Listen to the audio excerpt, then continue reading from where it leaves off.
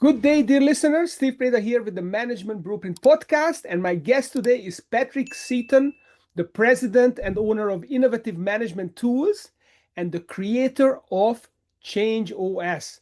Patrick, welcome to the show. Thank you very much, Steve. It's great to be here. Well, I'm into different OSs, Summit OS, Strategy OS, all that stuff. And when I saw that you created Change OS, I was super excited and interested as to what this is. So we're going to get into it, but let me first ask you, what is your personal why and how are you manifesting it in your business? My personal why really starts back many years ago, even decades, when I was in corporate as a middle manager, and we had lots of growth, lots of change, lots of chaos, and nobody was really helping us. And so I started my company to create tools to help facilitate change. And it became really my why because too many people within a company are struggling with how do we drive the change, navigate the changes. And that became my passion to say, you know what, I want to help people, give them a roadmap, if you will, and tools that they need so that they can do what they do best, which is their job, and not worry about how am I going to get the change. So it started off as survival, turned into 28 frameworks, and then turned into the Change OS. So it's had a lot of history. Yeah, that's fascinating. Let me ask you a stupid question. Why is change management even a thing? Why is it important? Well, change management itself is the term that came out 70 years ago. And unfortunately, over those 70 years, everything and anything that has to do with change, we've kind of thrown into the same bucket as change management. And that was the impetus for creating the Change OS because that drawer, that junk drawer called change management, has gotten way too messy and unorganized. So change management is a piece of the Change OS, but thinking about it from a level up, it's important for us to go into changes with some sort of roadmap, blueprint, steps, because there are many people involved. Everyone has different responsibilities, and we have to keep it organized so that we can keep it moving. Change management in the traditional sense has it's just a few who really understand it, and the rest of us are just kind of, well, I guess they'll tell us what to do. So change management is I guess, important. Yeah. sorry, Patrick, my question is really why is such a big deal change for companies? I mean, Oh, life is all about change. I mean, as an entrepreneur, as a coach, I mean, all I see is everything is changing all the time. The change is happening faster and faster. So to true. even handle it as a separate category is kind of anachronistic in my mind. Is this the opposite state of affairs that like stability and is the normal thing, and then change is kind of the unusual thing when you have to change something, otherwise you can keep everything as it was. Maybe I'm missing No, something. no, you're right. Change is happening faster and faster. And there are statistics showing that in just in the last 5 years, from a company change, departmental change, things are happening faster and faster. The change is always there, but what we've done more so in the past is that we react to the change as opposed to proactively navigating the change. So we just trying to deal with it. Something comes up, triggers the change. Yes, there are those strategic changes that we need to make, but a lot of the changes that companies go through is not because of their doing. It's an outside factor. So we are reacting to it, but even in the reaction, we don't really have that. How are we now proactively going to handle the change? Instead, we just, well, we're going to deal with it. Well, dealing with it is not really the best way, especially when you think about the different altitudes within a company. So You know, is this a big thing, big company thing, or no, oh, no, like for small companies too? no, even solopreneurs. I mean, we deal with change all the time because we have to continually adjust and pivot and move as a company is small and growing and you're getting new staff in, new products, new market. All of that is change. Okay, so let's talk about change. Let's talk about Change OS. So this podcast is Management Blueprint. It's about all about business frameworks. Now the Change OS, as I understand, it's got seven parts to it. So that's maybe too much for us to absorb on this Mhm. podcast. But can you tell me the first 3 or 4 steps of Change OS and what it does and how it came about and how to use it? Sure. So, as I said, after 30 years in change and saying, it's just not really organized because it's too big. There's too much in the bucket. So I stepped back and I said, let me think about the life cycle of change and what it goes through and separate the milestones, if you will, into how a company can navigate that change. There is a flow to the 7 formulas, but the first one is actually what I call change management. So Okay. I retained the title, but I defined or redefined what really is change management. And change management is asking ourselves, what do we want to do? Why do we want to do it? And who will be the person responsible for championing this? That's it. That's the management side. Mm. We have to understand that piece. So what, why, and who? What, why, and who?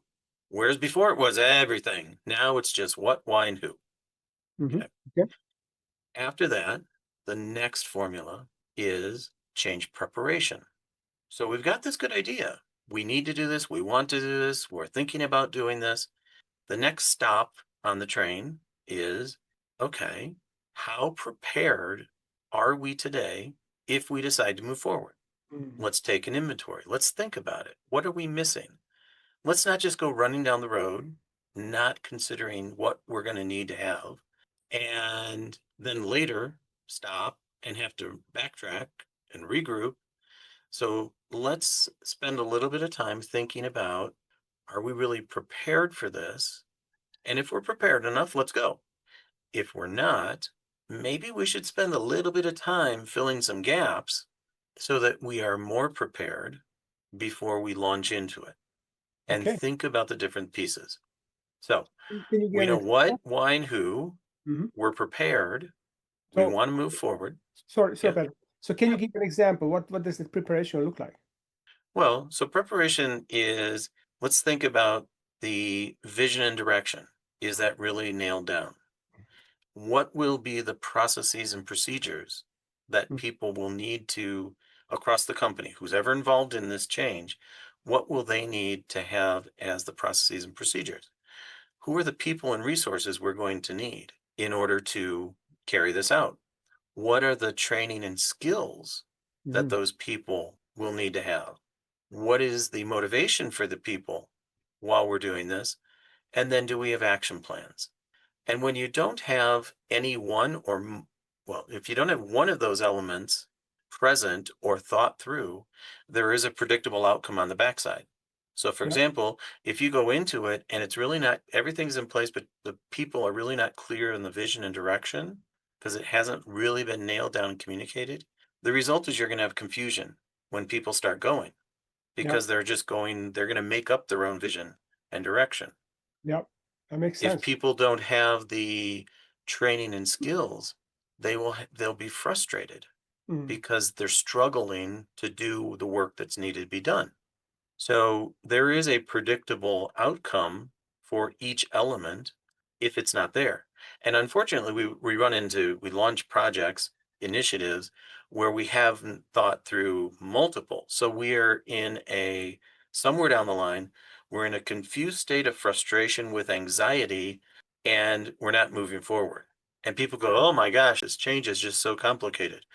Not really. Let's just start plugging the holes and Okay. then So we can move we forward. got the horse. We identified. We prepared ourselves. We have the processes, the people, resources, the training, motivation. We know why we're doing it, what we're doing, with whom.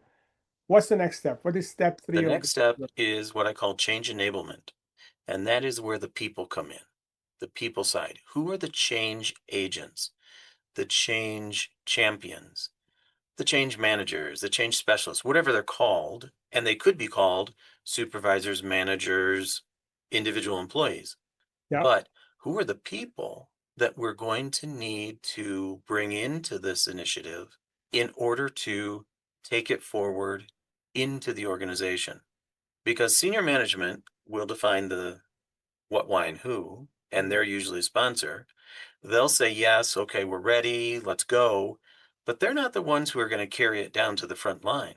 So, understanding who will be those champions for this project, officially let everyone know these are the champions so that they are doing it in open transparency and they can go to anywhere in the company on the change project Mhm. and talk about it. Yeah. And people aren't going, why are you doing this? That's very interesting because 25 years ago, I was part of a process like that in a big commercial bank.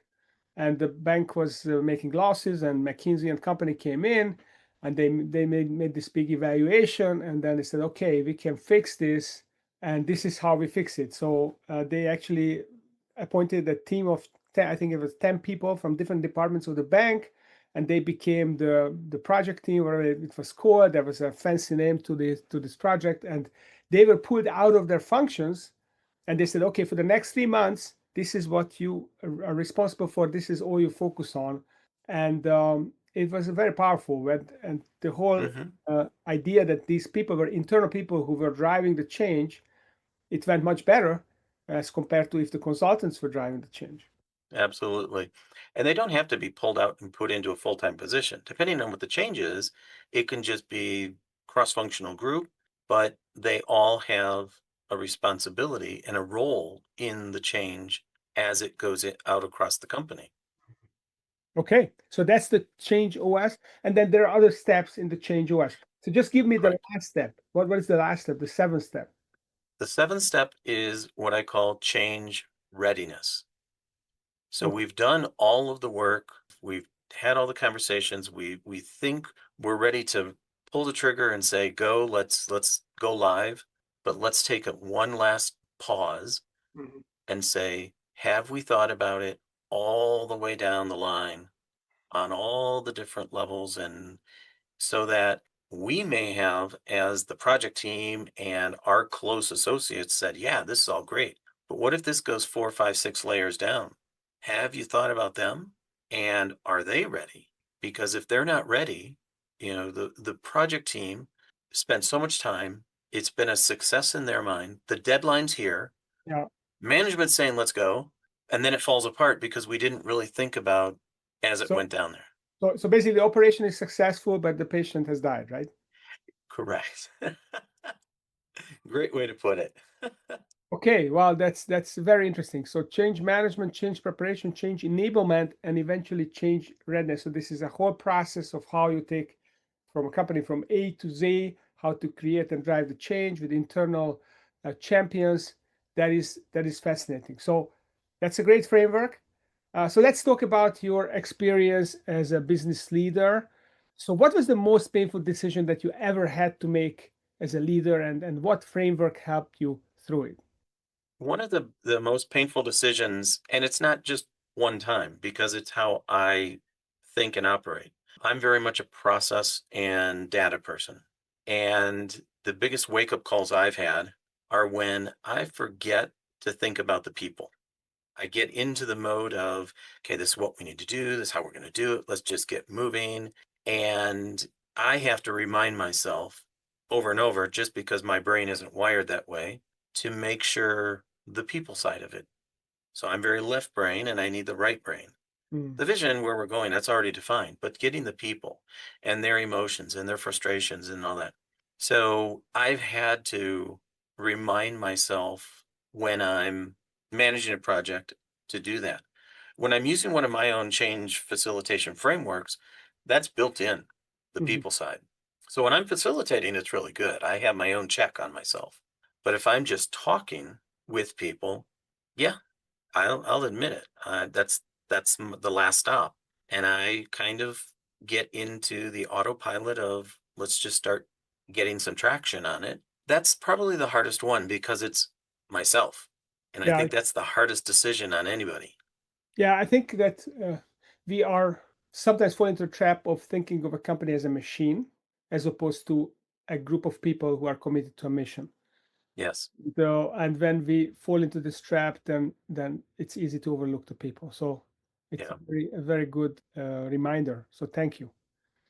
Now, Yeah, you're welcome. um, have you ever taken a framework or playbook too far and had to reverse course? Have you had this experience? Yes. And it goes right in line with what I said before that I get so into the process and moving. And it's like at that point, I'm a tour guide in Paris. Imagine this. You're a tour guide in Paris and you're the people who are there, or maybe it's just one person you're with. And I'm walking as the tour guide along the Quai of the Seine.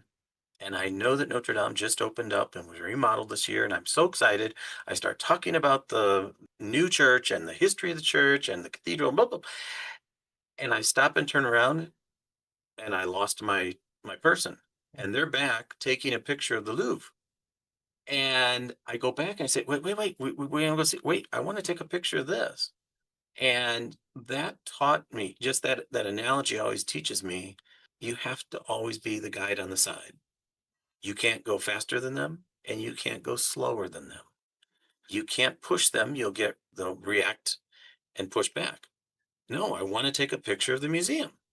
I have to adjust to their pace. So, yes, there have been times where I've been the tour guide and I'm like steps ahead of them, and I had to come back and readjust myself.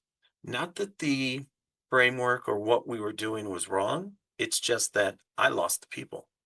Yeah, I think I have fallen into this trap as well. That I have an agenda, I have a plan.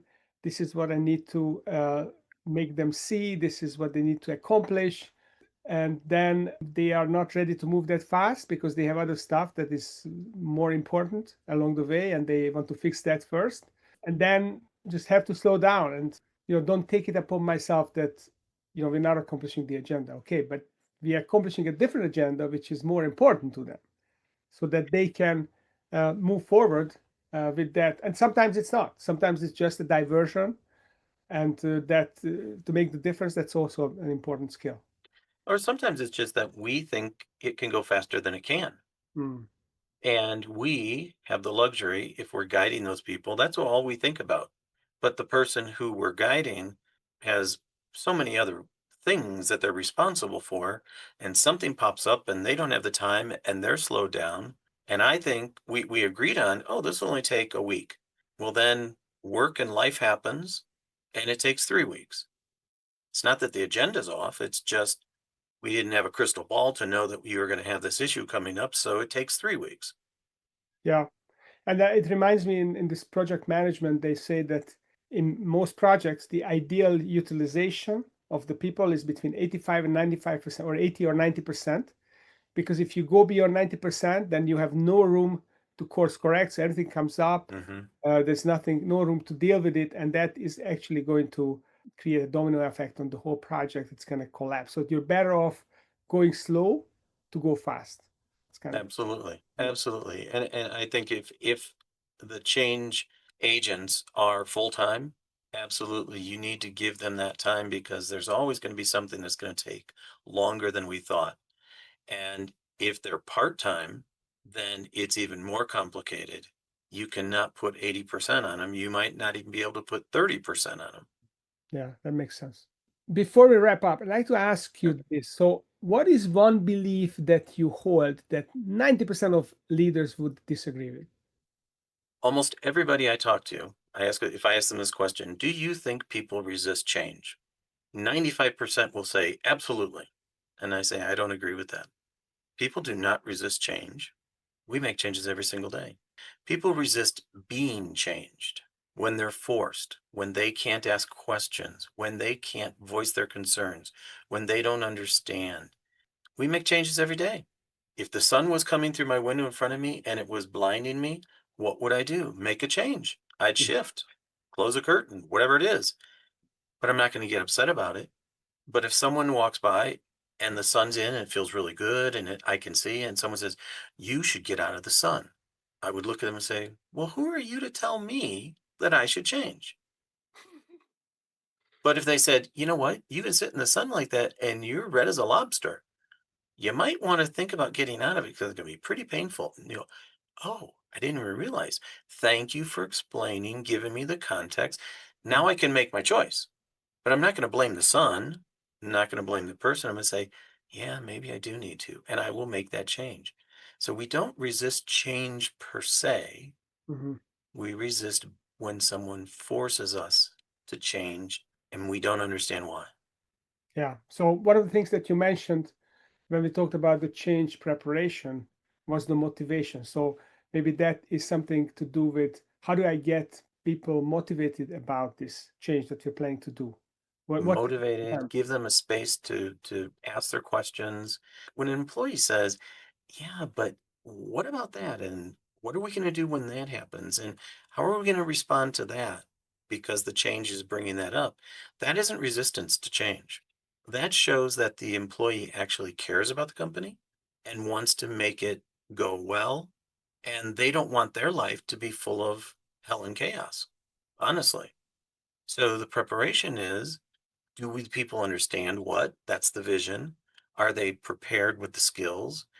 Are they the right person? Are they going to be set up for success? Do they have a motivation for it? And do they have some plans that fit with their regular job? That is part of helping them to understand we're not just going to force this on you. We want you to be part of the change.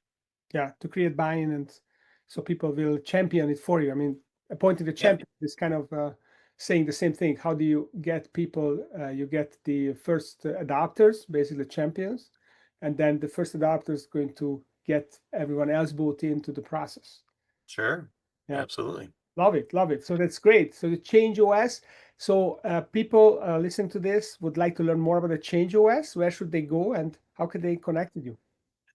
If you are interested, right now it's an ebook that I've published through my learning management system. It's not out there on Amazon or anything right now. I did that on purpose because as a new idea and change, I'd like to create a community around change and discussion. So if someone is interested in it, it's about 80 pages long and has a nice comparison of all the legacy change models and how they all fit together. Has a lot of information, but they can contact me on LinkedIn, and I'll be happy to send them give them the link. And then as I get more readership, then start some community and just focus groups or talking about change. Yeah, love it. So if you'd like to learn more, go to Patrick Seaton's Seaton LinkedIn page. Do you have a website as well? InnovativeManagementTools.com. InnovativeManagementTools.com. Check it out. And if you can't download it over there, then just ping Patrick and he's going to send you where you can actually download the ebook. And I might just do this myself because I'm curious about Change OS and anything OS.